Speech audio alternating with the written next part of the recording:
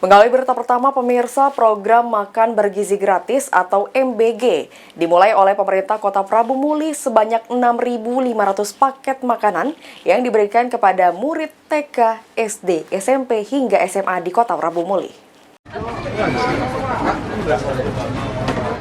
Makan bergizi gratis baru dilakukan di Kota Prabu Muli. Sebanyak 6.500 paket makan bergizi gratis diberikan kepada pelajar yang berada di Kota Prabu Muli dimulai dari murid TK, SD, SMP hingga SMA.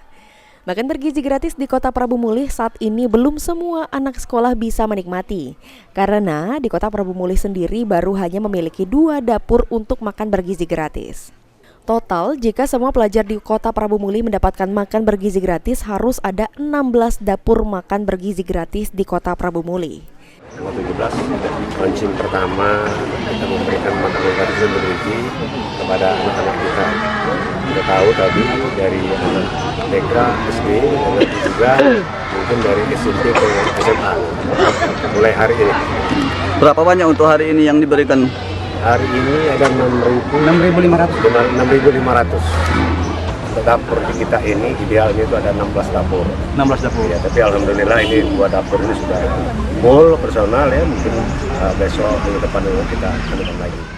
Sementara itu, salah satu anak sekolah dasar yang berada di Kota Prabu Muli mengaku senang dengan adanya makan bergizi gratis ini dan sangat menyukai lauk yang diberikan.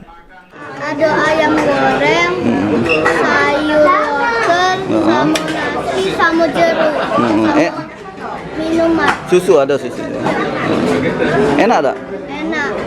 Kalau lauknya cocok tak untuk adek? Cocok. Cocok. Mungkin ada harapan lauk apa? Pengennya lauk apa?